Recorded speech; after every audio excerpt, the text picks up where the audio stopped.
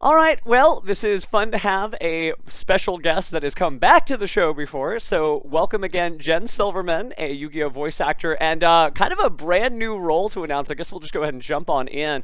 For those who don't know, can you list all of your roles and then go ahead and tell us the brand new one you just got? Oh my gosh. Hi guys. Thanks again for having me. I am Sora in Yu-Gi-Oh! Duel Links, Asana Mutsuba in Yu-Gi-Oh! Sevens, and now Asaka Mutsuba in Yu-Gi-Oh! Go Rush, which just debuted yesterday, January 11th. Yeah, and it's really So, cool. Anybody who hasn't seen Go Rush, it's actually freely available on DisneyNow.com. I didn't know that. I found that out this morning, and you could just log into the website, no registration, just there's episode one. So all your friends, oh wow. they don't have to miss Super out. cool. But Super cool. we've been talking with a lot of different people on the channel about you and Yu-Gi-Oh! And the good news is we actually already know your humble origins. I was watching the video before about you pilot all the decks together from starter deck Pegasus and on and just trying to do what you could and not knowing what you were doing. But this is a very different vibe because that was Yeah. 2 years ago. And so now you've had a whole different experience since then, right? Yeah, I finally expanded my deck building. I don't know what. I think the Albaz lore just got me. So I originally started with a Red Eyes, and then Branded fit in with it really well. Oh, yeah. And that was a lot of fun. So I have a Branded Red Eyes deck, and then I really liked the voiceless ones. The voiceless that Oh, just yeah. came And out. those actually work together pretty well. I've seen branded voiceless. I haven't seen the red eyes thrown in there, but. Well, for shits and giggles, I do have Cyber Slash because Ecclesia is a tuner. So, Oh yeah, that's true. You don't have to have a harpy so lady for that. I'm still on brand. And then I have Sulfachord Melodious Hybrid, which works pretty well. Nice. So what you're saying Yeah. is being part of Yu-Gi-Oh has actually gotten you more into the game aspect than maybe you were just a couple of years ago. Is that right?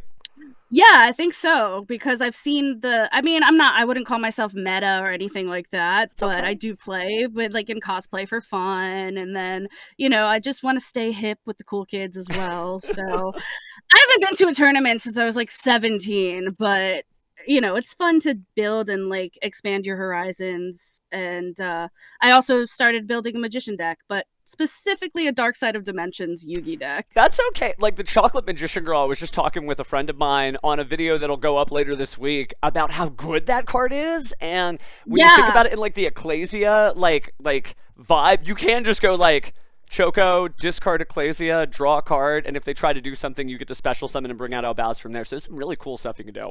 Yeah. But that in mind, I want to roll because we're getting right into the tech talk, and that's fun. But Seriously, yeah. getting into you and Yu-Gi-Oh, thinking about because it's a very different experience to go I really want to be an anime voice actor one day. Okay, I'm an anime voice actor now. What does the day-to-day that look like in terms of fan interactions or maybe on the weekends when you're going to conventions? Do you feel the same old Jen, or is it kind of a little different just because of the extra official Jen status? I think it's a little mix of both. I still feel the same because I haven't really done much anime. I've done Magic Mixies and I've done a few indie dubs and video games, but I haven't really done much anime. Yu-Gi-Oh is just my bread and butter, and I'm forever grateful for that. But as a cosplayer entering the Yu-Gi-Oh scene first, it still feels pretty much the same because I know how it is from both sides. So it's funny because when I'm in cosplay, they'll be like, "Oh, it's Jen, the voice actress." But then when I'm at my table, it's like, "Oh, I've seen your My Valentine cosplay. You look amazing." And I'm like, "Guys." If they could just say the thing that was good when you were actually doing it, right? Yeah. Exactly. So I'm just like, thank you. But yeah. So I'll be at my table and they'll be like, "Oh my God, you're not cosplaying today," or "Oh my God, you're not guesting today." And it's like, no. Only so much Yu-Gi-Oh to go around, right? You've had a lot of adventures that I've just been kind of soft tracking on Instagram over the calendar dates. And correct me if I'm wrong, did you go to that Dark Side of Dimensions gathering event they had where they I rescreened? did. There's a lot of videos of that, mostly of a very tricksy Seto Kaiba, just memeing and stuff. But can you Yeah. tell what the actual experience was? Because it looked like there was a lot of people that were lined up for that. Yeah, so my friend John actually is the one who set it up. Social Dickbats 0715 or something like that. That's a He's screen weird. name. Yeah, I know. I'm sorry, censored, whatever. But he and I go way back. We actually met from Yu-Gi-Oh, so it's kind of cool with that. But he was like, he works at the Museum of Moving Image, and he really wanted to do something in honor of Kazuki Takahashi. Originally, he wanted to do Bonds Beyond Time, but he couldn't get the rights to that. So he's like, all right, we'll do Dark Side of Dimensions. So we went to NostalgiaCon together, and it was kind of like catching Pokemon, where we were just talking to the voice actors, and we're like, hey, we would love to have you guest at the event and all of that. And lo and behold, we got Eric Stewart and Dan Green, and then Jonathan Todd Ross, Wayne Grayson, Amy Birnbaum, and me. Danny Kramer, unfortunately, was sick. He couldn't make it. Oh, I love Danny. He's a good one. Yeah. And then Nordy was there as the honorary Seto Kaiba as well. So, yeah, it was a good time. John did a really good job. But, yeah, it was a whirlwind kind of getting it set up. But once we did, everyone had a really great time. You know, tickets sold out super fast. Because This is the first like big event since the Dark Side premiere, I think. Yeah, it's true that like as we've gone on, there aren't like these automatic anime events, and even some of the voice actor duels that we've had at some of the Konami events, they've been like pre-televised. So being able to have like a Yu-Gi-Oh event, not necessarily like an anime convention, but a real Yu-Gi-Oh event with Yu-Gi-Oh voice actors there has become actually kind of uncommon. Yeah. So it was great that, you know, people were. One of my friends came in from Vegas. Oh, wow. And she was like, I wouldn't miss this. This is so cool. And I was like, oh my God, thank you. And then I've had friends from, 2009 who were just supporting me and just like, we just want to support you. And I was like, thank you guys. Aww. So, yeah. So, and then I was the nut job that after my signing session, I changed into Mai, even though she wasn't in the movie, which she should have been in the movie. I will say that. I will die on that hill. She should have been in that movie. But, yeah, no, it was a really fun time. You know, there were dueling tables set up and people were mingling. There was cosplay. There was just a lot of shenanigans going on. You know, I heard people screaming from the back and I was just like, Nordy's doing a video, isn't he? And then I went to the green room and I was like, was that you doing the video? And he was like, yeah, I was doing some sort of like publicized thing. I said, let me guess, you had the sunglasses on and everything. It's like, how did you know that? Oh, we're all just Yu-Gi-Oh fans here, so we got to stick together.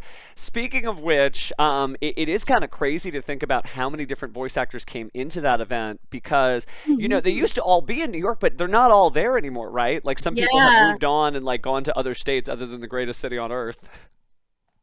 Greatest city in the world, yeah. Sorry, former New Yorker here too. But goodness, thinking about, the movie and the anime and stuff, the fact that we really do have like Yu-Gi-Oh anime again, it's been kind of silent since Yu-Gi-Oh! 7 stopped. And so I'm not trying to spoil anything for like the future stuff, but with Go Rush, was it exciting again to basically get to play like the next step in the Mutsuba family? Oh my God, yeah. It's an interesting take because I look at her character and it's like, she kind of has that Kaiba vibe. Mm-hmm. But she kind of looks like Pegasus and like Kaiba's love child in a way. And Darren's going to kill me for that. But I mean, Asana had the jacket. So, you can't get too mad. But like, I feel like with the origin of just rush duels, there is something there as far as just the connection of it all. And it's a little more challenging because I will say I do go in my lower register for her because she's a little more grounded. So it's kind of like authoritative, but she's 12, but it's she goes through a lot. I'm not going to say what, but it's interesting going through the peaks and valleys of her journey. And I'm excited to like everyone see her duel and the differences between her and Asana, but then the parallels as well. And then just seeing my range from Sora, Asana, and this, and just having fun with it. It's just been a lot of fun, and the cast is phenomenal. Yeah, I found all the announcements yesterday, and we're just going, she's what? Because there's just like so many good people in there that, either they started in Yu-Gi-Oh or they kind of dipped into Yu-Gi-Oh, and I'm so glad they stuck with it because they're really good catches for the brand. That's for sure. Oh yeah. Oh yeah. And it's just like we're all over too. We're in Texas, we're in LA, we're here, I don't know, I feel like there's an actress in the Philippines somewhere. I don't know, I could be wrong, but That wouldn't surprise me. I mean, Yu-Gi-Oh is quite a big spread. Now, you mentioned you haven't gone to tournaments, and that's okay. But have you found yourself just kind of like gravitating into Yu-Gi-Oh shops and being like, oh wow, this there is, there I am, or there's a card that's familiar to me, like with Sora or Asana. I know with Asana it's a little bit more difficult because the Rush Duel stuff isn't physical yet. But like, have you had any of these hallowed moments where you're no longer like aspiring Yu-Gi-Oh voice actor, you're just in it, and you're like, man, I did it. Wow. no, because Fluffles came out in like 2016. That's fair. Okay. And I went to look for some, and I was like, "Do you guys have Fluffles?" In the Sora voice, like an idiot, because that's just me. And they're like, "No, sorry." And then I was just like, oh, "Okay, womp womp." But then after a while, as I got acquainted with my card shop owners, I did tell them like, "Hey, I'm a Yu-Gi-Oh voice actress," and now they're like, "How's the voice acting going? How's the tournament? How's the convention scene going?" And all of that. So. Every now and again, when they see a card, or I'll go to, I know Colossal Con East has like a flea market. So I did see some of Sora's old cards there. I saw, what was it? The Edge and Sabers, I think it was. Yeah. And I said, hey, by the way, just so you know, I'm the voice of Sora in Duel Links. And they're like, what? So they're like, can you just sign this for me? You can have whatever cards you want. Just sign this one. I was like, I'm not going to do that to you, but yes, I will gladly sign. And it was great. Did I tell you my first autograph was in Trinidad? No. Yeah. So what was that like? Just like the experience in that moment. It was amazing because my aunt's from Trinidad. So I went to go celebrate her birthday, and our friend's godson was a big Yu-Gi-Oh fan. So they were really excited to meet me. And I was like, I don't have prints. I don't have anything. I've never been to a con before. So I kind of drew a chibi Asana, and I was just like, to my #1 fan, and welcome to the Heavy Cavalry. And I just gave it to him.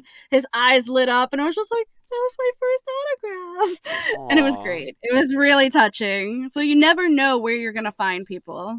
No, I think that's really important that, you say, oh, Fluffles came out in 2016 and nobody cares. But like every card, every deck in Yu-Gi-Oh is like somebody's favorite, right? You're like, you are the star of somebody's show. They're like, wow, it's the Jen Silverman.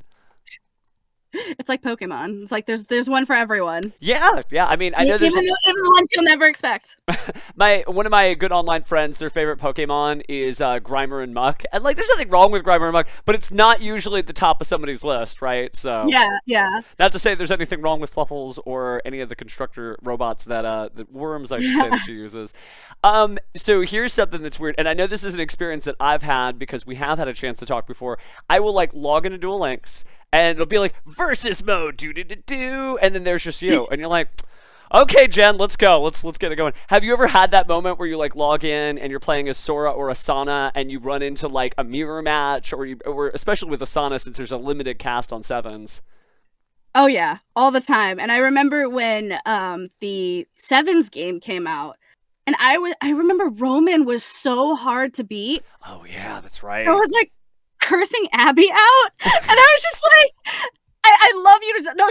She did a stream where she was playing. She's like, no, this is freaking hard. What's going on? I was like, I don't know why you're so tough to beat. But then again, I'm an unlockable, so yeah, you were the hidden character, because I remember I'm just like, oh my goodness, how do I find Jen in this game? And it takes a while to get Asana in there. I had to low-key cheat and find it online, because I was just like, I want to know what I sound like. What is going on? But then once I got to me, I was like, oh, I beat myself. Okay. But Sora can be annoying. Sora can be really tricky. And it's like, ha ha! I was like, shut up, me! Shut up, me! Stop laughing, me! No one asked you. That is so funny. That's so funny. With like all of the newer stuff in mind, I know that we haven't gotten a lot of Go Rush characters. I'm not asking you to break any NDAs or anything like that, but would you be excited to like play Asaka if you got the chance, like to show that different side of like your vocal range in Duel Links if it happened? Oh my god, yes. I feel like it would be really fun because unfortunately the Rush is separated from the dual world. So I can't have Asana dual Sora, unfortunately. Yeah, that's right. So I'd love to hear the dynamic between how I sound and if I sound different. I might not to myself just because I know what I sound like and I know what I was going for, but to someone else who doesn't have know my voice and hearing it, because I got a lot of backlash originally when I got cast as Sora, unfortunately. Because it was a different take and he was younger, and I feel like, if you know Arc 5, the spoiler alert, he turns good. So I feel like he's just a happy little kid on candy, that was the direction I was going for.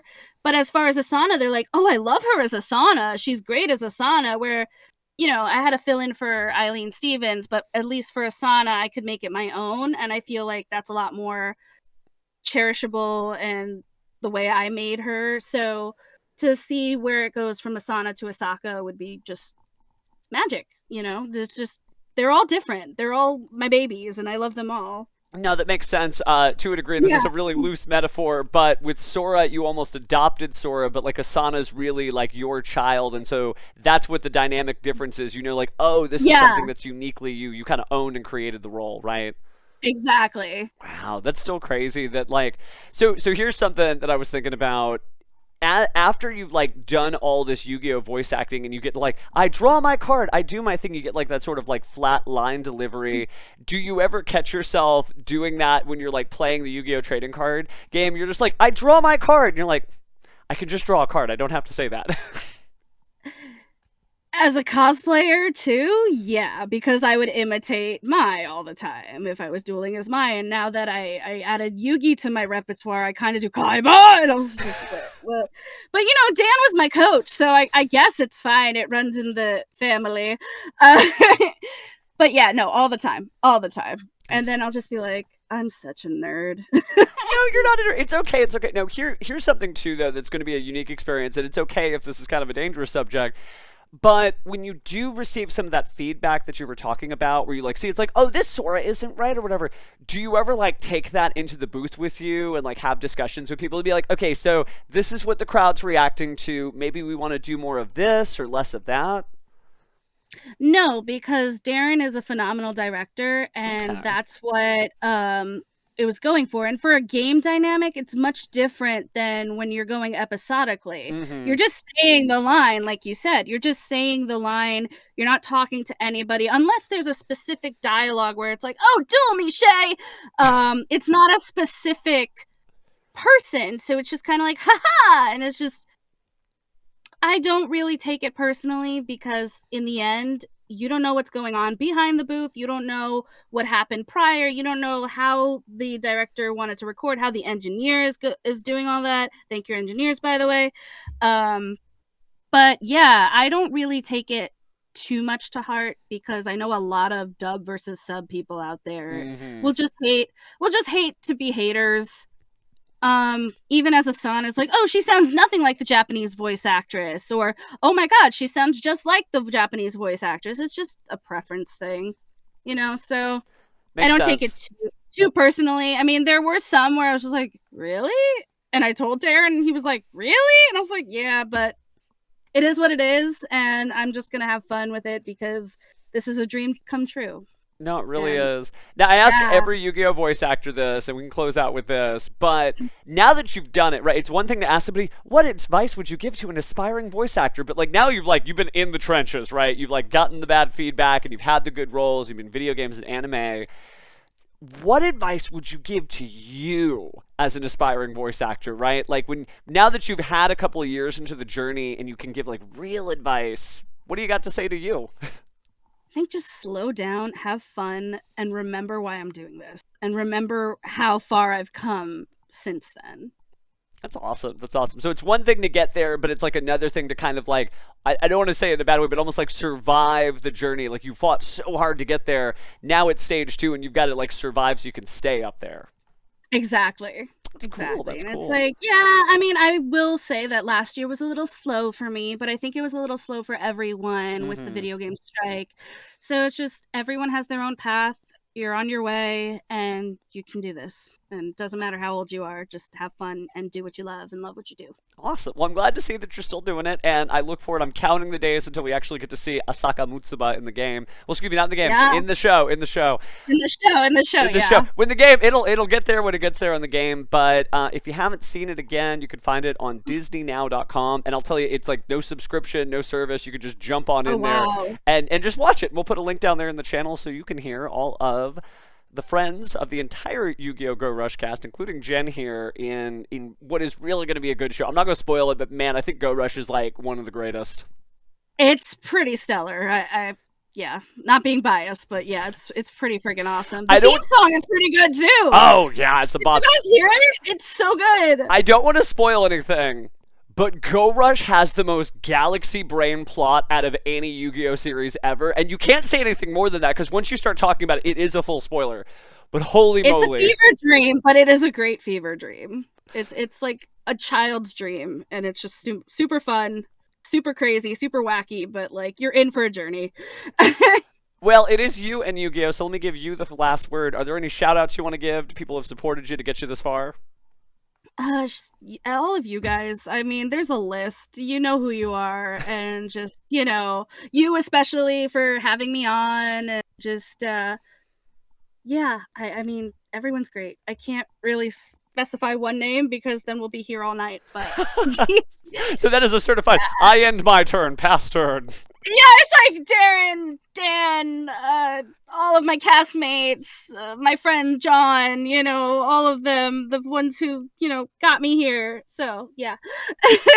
Well, good stuff, fam. Thanks as always, and we'll go ahead and get all those links in the description so people can see how great the new show is. But you keep doing you, fam. I think there's good things to Thank come. you so much. Thank you. And thank you again for having me. And we'll have to duel at some point. 'Cause We do have to we duel. haven't dueled ever. We got to fix that soon. Come and do a stream near you. Yeah.